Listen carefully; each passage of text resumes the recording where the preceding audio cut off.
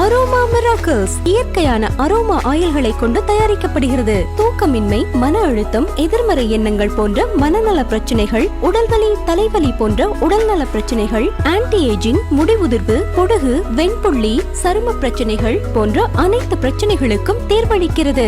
Aroma miracles.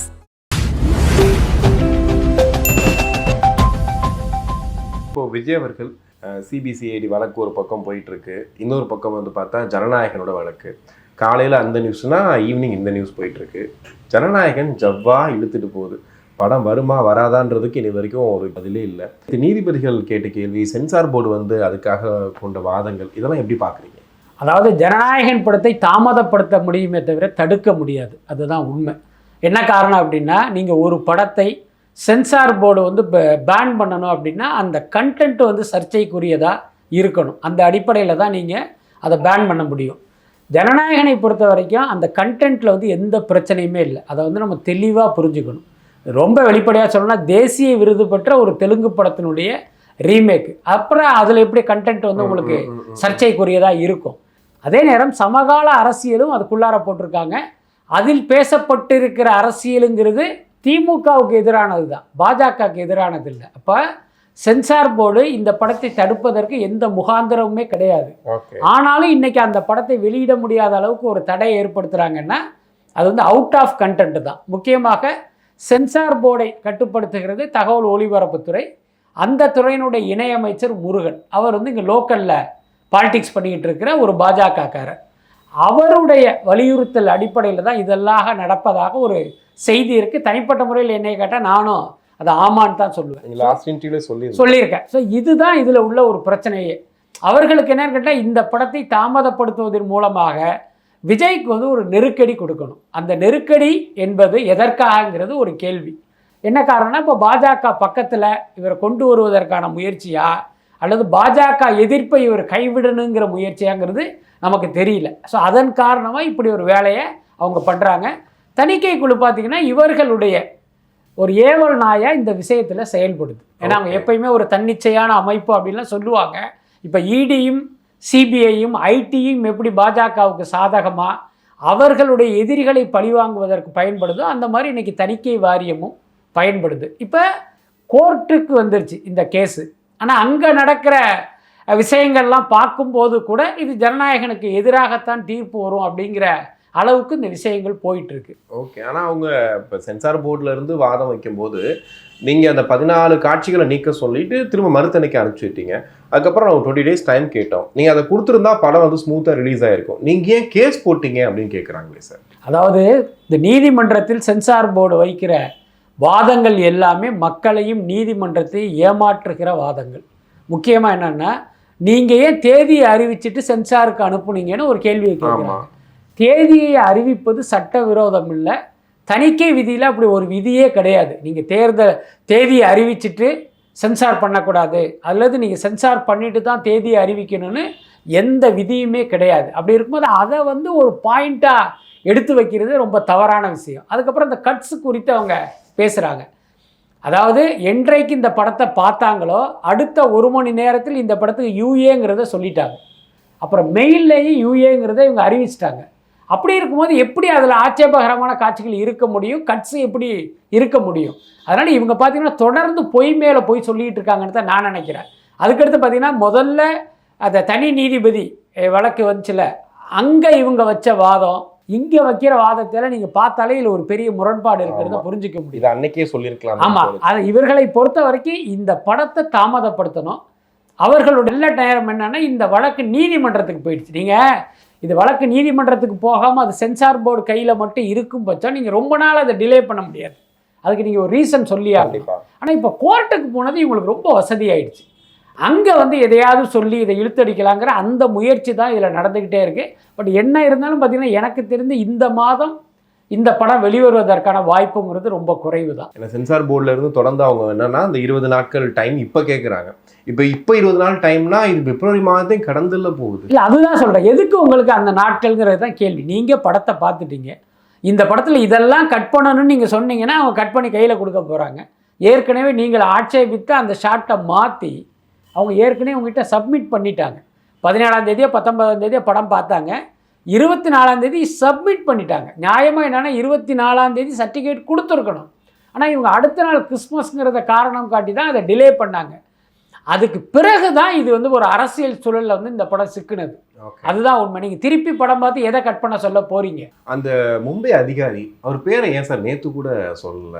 Mumbai அதிகாரி ஒருத்தர் பார்த்தாரு, அவர் தான் புகார் கொடுத்தாருன்னு சொன்னாங்க. அவர் பேரை சொல்லும் போது இல்லை உத்தரவு வெளியானதுக்கு அப்புறம் தான் நாங்கள் சொல்லுவோம் அப்படிங்கிறாங்க. ஏன் அவரை மட்டும் ஹிட்டன்லேயே வச்சுருக்காங்க? இல்லை, முதல்ல இதுலேயே எவ்வளோ பெரிய ஒரு முரண்பாடு இருக்குன்னு பாருங்க. முதல்ல ஒரு தணிக்கைக்கு ஒரு படம் வருதுன்னா அதை யார் பார்ப்பான்னா அந்த ஆர்ஓன்னு சொல்லப்படுகிற அந்த மண்டல அதிகாரி, ரீஜனல் ஆஃபீஸர் ப்ளஸ் பார்த்தீங்கன்னா 4 மெம்பர்கள் படம் பார்ப்பாங்க. இதுதான் நடைமுறை. அப்படி பார்க்கும்போது அந்த படத்துக்கு சர்டிஃபிகேட் கொடுப்பது யார் அப்படின்னா ஆர்ஓ கொடுப்பார். நம்ம எந்த படம் பார்த்தாலும் அதில் சென்சார் சர்டிஃபிகேட்டில் ஆர்ஓ தான் சைன் பண்ணியிருப்பார். அப்போ ஒரு படங்களுக்கு தணிக்கை சான்றிதழ் வழங்கும் உரிமை யாருக்கு இருக்குன்னா ஆர்ஓக்கு தான் இருக்குது. ஆனால் இவங்க கோர்ட்டில் போய் என்ன சொல்கிறாங்க அப்படின்னா அந்த உரிமை எங்களுக்கு இல்லை அப்படின்றாங்க. ஏன்னா அப்போ மும்பையில் இருக்கிற சேர்மனுக்கு தான் இருக்குது அப்படின்னா இப்போ இந்தியாவில் வெளிவருகிற அத்தனை படத்தையும் அந்த சேர்மன் பார்த்துட்டு தான் சைன் பண்ணுறாரா? அவர் பார்த்தாரா? ஏன்னா அது பார்த்தாரா? அப்போ இதுவே வந்து எவ்வளோ பெரிய ஒரு பொய். ஆனால் என்னென்ன இந்த பொய்களை எல்லாமே நீதிமன்றம் வந்து அப்படியே நம்புது அப்படிங்கிறது தான். இப்போ இவங்க சொல்கிறாங்க இந்த அதிகாரம் எங்களுக்கு இல்லை அப்படின்னா அப்போ நீதிமன்றம் என்ன பண்ணியிருக்கணும்? ஏன்னா இப்போ ஆர்ஓன்னு ஒருத்தர் உட்காந்துருக்காரு, இவருடைய வேலை என்ன, இவர் ஏன் உட்காந்துருக்காரு, இவர் எப்படி எல்லா படங்களுக்கும் சைன் பண்ணாருன்னு கேட்கணும்ல. அதை நீதிமன்றம் கேட்கவே இல்லை. அதாவது அரசு தரப்பில் சொல்கிற அந்த பதில்களை, அந்த விளக்கங்களை அவங்க அப்படியே எடுத்துக்கிறாங்க. இப்போ நான் ஏற்கனவே சொன்ன மாதிரி அந்த தேதியை போட்டுட்டு சென்சாருக்கு வந்தாங்கன்னு இவங்க சொல்கிறாங்கல்ல, அப்போ நீதிமன்றம் என்ன பண்ணியிருக்கணும்? அப்போ அது வந்து சட்டவிரோதமா, இவங்க சட்டவிரோதமாக நடந்துக்கிட்டாங்களா, இதே மாதிரி வேற யாரும் நடக்கலையா நீங்கள் கேள்வி எழுப்பணுமா வேணாமா? அதை வந்து இவங்க எழுப்பவே இல்லை. ஸோ இது மாதிரி பார்த்தீங்கன்னா நிறைய பொய்யான தகவல்களை சொல்கிறாங்க. அதை நீதிமன்றம் அப்படியே ஏற்றுக்கிட்டு அவங்க வந்து ஒரு உத்தரவுகளை பிறப்பிக்கிறாங்க. இதுதான் இங்கே நடந்துகிட்டு இருக்கு. ஆனால் பட தயாரிப்பு நிறுவனம் 500 கோடி நாங்கள் இன்வெஸ்ட் பண்ணியிருக்கோம், நஷ்டமாயிடும், அதுக்காக வந்து எங்களை ப்ரெஷர் பண்ணுறாங்க, ஒரு அவசர நிலையில் அது பண்ணணும்னு சொல்கிறாங்கன்னு சொல்லிட்டு ஒரு குற்றச்சாட்டு வைக்கிறாங்கல்ல, இதை எப்படி பார்க்குறீங்க? அது தவறா? நம் கேள்வி. அது தவறா? ஒருத்தர் 500 கோடி ரூபா போட்டு ஒருத்தர் படம் எடுத்திருக்காரு, நீங்கள் டிலே பண்ணுறதுனால எனக்கு நஷ்டம் வரும்னு அவர் சொல்கிறார். அது கன்சிடர் பண்ண வேண்டிய ஒரு விஷயம் தானே. இன்னைக்கு பட தயாரிப்புங்கிறது வீட்டில் யாருமே இரும்பு பொட்டியை உடச்சி வந்து பணத்தை எடுத்துகிட்டு வந்து படம் எடுக்கலை, எல்லாம் வட்டிக்கு வாங்கி தான் படம் எடுக்கிறாங்க. இப்போ இந்த படம் நமக்கு தெரிந்து பார்த்தீங்கன்னா ஒரு கிட்டத்தட்ட ஒரு 350 கோடி ரூபா பட்ஜெட்டு. அப்போ அந்த 350 கோடி ரூபா நீங்கள் வட்டி அப்படின்னா எவ்வளோ ஆகும்? அப்போ நீங்கள் ஒரு மாதம் இந்த படத்தினுடைய வெளியீட்டை தள்ளி வச்சா அவங்களுக்கு எவ்வளவு நஷ்டமாகும்? அப்போ இந்த படத்தில் அவர்களுக்கு கிடைக்க வேண்டிய லாபம் எல்லாமே வட்டியாக போச்சு அப்படின்னா ஒரு கட்டத்தில் அவங்களுக்கு நஷ்டம் ஏற்படக்கூட வாய்ப்பு இருக்குல்ல. அப்போ அந்த கோரிக்கைங்கிறது நியாயமானது தானே, அதை நீங்கள் கன்சிடர் பண்ணித்தானே ஆகணும். இப்போ உதாரணத்துக்கு ஒருத்தருக்கு வந்து ஒரு இருதய பிரச்சனை இருக்குது, அவர் உயிருக்கு போராடிக்கிட்டு இருக்காரு, இது தொடர்பாக ஏதோ ஒரு வழக்கு வரும்போது இப்போ அவர் வந்து இல்லைங்க எனக்கு வந்து இப்படி ஒரு இஷ்யூ இருக்குது, அதனால் நீங்கள் சீக்கிரம் அந்த வழக்கில் வந்து எனக்கு தீர்ப்பு சொல்லுங்கள், ஏன்னா என்னுடைய உயிருக்கே ஒரு பிரச்சனை இருக்குன்னு சொல்லும் போது நான் அதை கன்சிடர் பண்ண மாட்டேன் அப்படின்னு நீங்கள் எப்படி சொல்ல முடியும்? இது கிட்டத்தட்ட அந்த மாதிரி தானே. அவன் 500 கோடி ரூபா போட்டு ரோட்டில் நிற்கிறாங்களே, ஏன்னா அது என்ன தவறா? அது பொய்யாது. ஏன்னா அப்போ அதையே வந்து ஒரு தவறாக இவர்கள் சித்தரிப்பது இருக்குல்ல. அப்போ இதில் வந்து ஒரு உள்நோக்கம் இருக்குது அப்படிங்கிறது தான் முக்கியமான விஷயம். அதுதான் கண்கூடாக தெரியுது. நீ சொல்லும் போது அமேசான் பிரைம் பற்றியும் சொல்லியிருந்தாங்க. ஒருவேளை அவங்களும் வந்து உள்ள சட்ட சிக்கல் நீங்கள் வந்து பண்ணீங்க அப்படின்னா என்ன பண்ணுறதுன்னு அதையும் கேட்குறாங்க. ஒருவேளை அவங்க இந்த மாதிரி கேஸ் போடுறதுக்கு வாய்ப்பு இருக்கா? இல்லை, இதில் ஒரு முக்கியமான விஷயம் என்னன்னா இந்த படத்தை 120 கோடிக்கு வந்து அமேசான் வாங்கியிருக்காங்க. உங்கள் எல்லாருக்குமே தெரியும் ஓடிடி நிறுவனங்கள் ஒரு படத்தை வாங்கும்போது என்னவெல்லாம் நிபந்தனை விதிப்பாங்கிறது உங்கள் எல்லாருக்கும் தெரியும். இப்போ அமேசான் போன்ற ஓடிடி நிறுவனங்கள் என்னென்னா மாதம் ஒரு பெரிய படத்தை ஸ்ட்ரீமிங் பண்ணணும், அதுதான் அவங்களுடைய திட்டம்.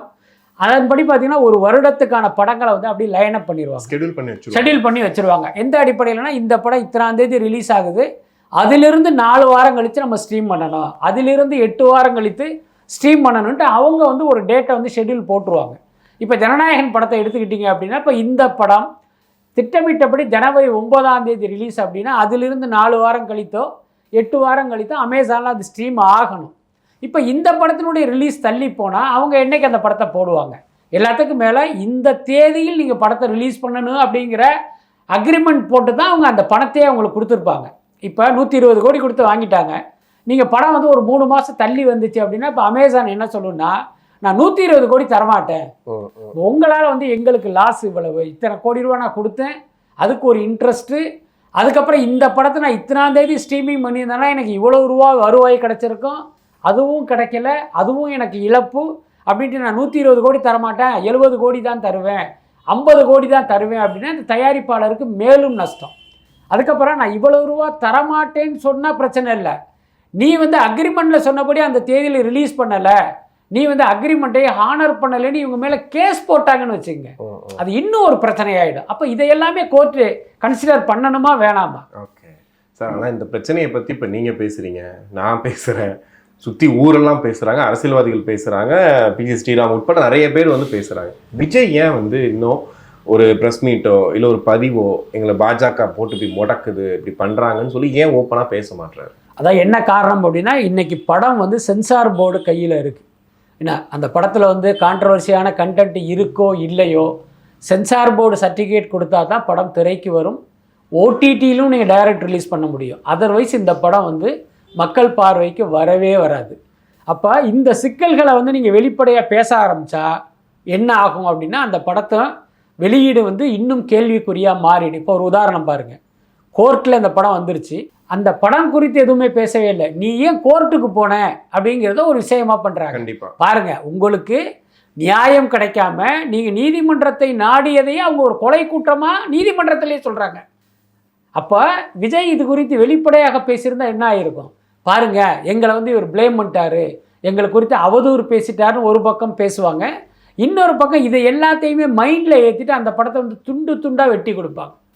அப்போ இப்படி ஒரு சிக்கல் இருப்பதால் இந்த நேரத்தில் நான் பேசுகிறது புத்திசாலித்தனம் கிடையாதுங்கிறதுனால அமைதியாக இருக்காங்க. எல்லாத்துக்கும் மேலே நமக்கு தெரியும், வேகம் முக்கியமா விவேகம் முக்கியமா அப்படின்னா விவேகம்தான் முக்கியம், அதுதான் புத்திசாலித்தனம். எல்லாரும் சொல்கிறாங்கிறதுனால இவர் பாட்டுக்கு அறிக்கை விட்டுற முடியுமா, இவர் பாட்டுக்கு பேசிட முடியுமா? நிச்சயமாக முடியாது. ஆனால் இந்த சான்றிதழ் கிடைத்த பிறகு விஜய்க்கு கிடைக்கிற மேடையில் இது குறித்து நிச்சயமாக பேசுவார், அதில் எந்த மாற்றமே இல்லை. இப்போ பார்த்தீங்கன்னா அந்த முள்ளு மேலே சேலை விழுந்த மாதிரி ஒரு சூழ்நிலையில் அவங்க உட்காந்துருக்காங்க. நீங்கள் சேலையை பிடிச்சி இழுத்தீங்கன்னாலும் நமக்கு தான் நஷ்டம், அதனால் அவங்க காத்திருக்காங்க. அதை வந்து ஒரு கோழைத்தனமாவோ இல்லை இவருக்கு ஒன்றுமே தெரியாது அல்லது இவர்கள் பக்கம் நியாயம் இல்லைன்னோ நம்ம எடுத்துக்க வேண்டியதில்லை. உரிய நேரத்தில் நிச்சயமாக விஜயிடம் இருந்து இதுக்கான விளக்கம் கிடைக்கும். கோலிவுட்டோட அமைதி எப்படி பார்க்குறீங்க? கோலிவுட் வந்து ஒரு அடிமை கூட்டம் தானே, அதில் என்ன சந்தேகம்? ஆளுங்கட்சியின் அடிமைகள் அடர்த்தியாக இருப்பது எங்கே அப்படின்னா அது திரைத்துறையில் தான். அது வந்து ரொம்ப ஒரு கேவலமான விஷயம். அது வந்து காலங்காலமாக இங்கே நடந்துக்கிட்டு இருக்கு.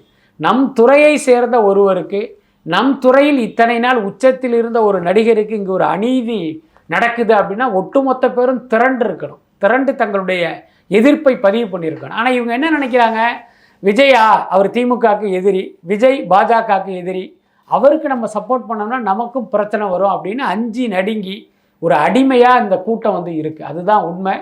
அதே நேரம் இது வந்து ஒரு கேவலமான நடத்தை, அதில் எந்த மாற்றமும் இல்லை. இன்றைக்கி விஜய்க்கு வரும், நாளைக்கு உங்களுக்கும் வரும். விஜய் மாதிரியான ஒரு நடிகரையே நம்ம போட்டு பார்த்துட்டான், ஒருத்தனும் கேட்கல, அப்போ நம்ம யாரை வேணாலும் போட்டு பார்ப்போம்னு சென்சாருக்கு ஒரு எண்ணம் வருமா வராதா?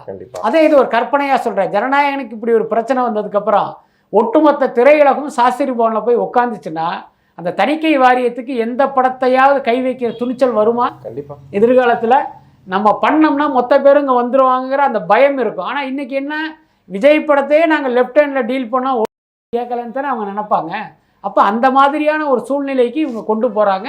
இது விஜய்க்கு எதிரான விஷயம் இல்லை, உங்களுக்கே நீங்கள் வந்து ஆப்பு வச்சுக்கிற ஒரு விஷயம்தான் இது. ஓகே, ஆனால் அதுக்கப்புறம் இப்போ 2 இந்தி படங்கள் பாஸ் ஆகி போயிருக்கு, தமிழில் வந்து திரௌபதி 2 உட்பட பல படங்கள், பல சர்ச்சையான வசனம் உள்ள படங்களும் பாஸ் ஆகி போயிருக்கு. அப்போ என்னதான் முடிவில் இருக்காங்க? எங்களுக்கு தேவையான படம் தான் ஓகே, மற்றபடி எங்களுக்கு பிடிக்கல இந்த மாதிரி பிரச்சனைனா நாங்கள் விட மாட்டோன்ற மாதிரி தான் இருக்கு இல்லையா? இல்லை, தணிக்கை வாரியம் எல்லா காலத்திலும் ஒன்றிய அரசனுடைய குரலை எதிரொலிக்கிற பிரதிபலிக்கிற ஒரு அமைப்பாக தான் இருக்குது. அதே நேரம் அது என்னமா இருக்கும் அப்படின்னா, இப்போ இந்திய இறையாண்மைக்கு எதிரான விஷயங்களை நம்ம அலோவ் பண்ணக்கூடாது, இந்தியாவுடைய நட்பு நாடுகளை விமர்சனம் பண்ணக்கூடாதுங்கிறது தான் அந்த அளவுகோல் மட்டும்தான் இருக்குது. இப்போ உதாரணத்துக்கு பார்த்தீங்கன்னா இலங்கை குறித்து நீங்கள் வந்து ஒரு வார்த்தை கூட விமர்சனம் பண்ணக்கூடாது, ஆனால் பாகிஸ்தானை படம் முழுக்க கழுவி ஊற்றலாம்.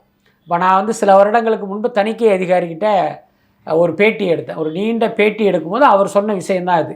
இந்தியாவுடைய நட்பு நாடுகள் குறித்து நீங்கள் ஒரு வார்த்தை கூட தப்பாக பேசக்கூடாது, அது எங்களுக்கு கொடுக்கப்பட்ட இன்ஸ்ட்ரக்ஷன். அந்த கண்ணோட்டத்தில் தான் படத்தையே பார்ப்போம். அதனால தான் இலங்கையில் அவ்வளோ பெரிய இனப்படுகொலை நடந்த பிறகும் கூட தமிழ் சினிமாவில் அது பதிவு செய்யப்படவே இல்லை, உண்மையாகவும் வீரியமாகவும். என்னன்னா இந்த பாலிசி இருக்கிறதுனால.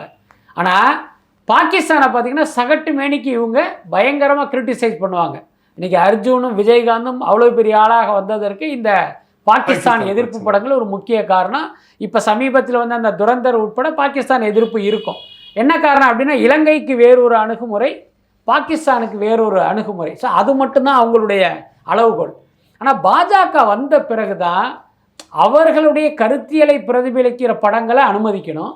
அவர்களுடைய கருத்தியல் முக்கியமாக அந்த இந்துத்துவாக்கு எதிரான விஷயங்கள் எந்த படத்துலையும் வந்துடக்கூடாது. வசனங்களும் சரி, காட்சிகளும் சரி. அதில் வந்து சென்சார் போர்டு வந்து ரொம்ப தெளிவாக இருக்குது. இது அல்லாமல் பாஜகவுக்கு தேவையில்லாத, பாஜக விரும்பாத கருத்துக்கள் படங்களில் வந்துடக்கூடாது, பாஜகவுடைய எதிரிகளுடைய படங்கள் வந்துடக்கூடாதுங்கிறது இவர்களுக்கு இன்றைக்கி கூடுதல் இதாக மாறி இருக்கு, இன்ஸ்ட்ரக்ஷனாகவே மாறி இருக்கு. கண்டிப்பாக.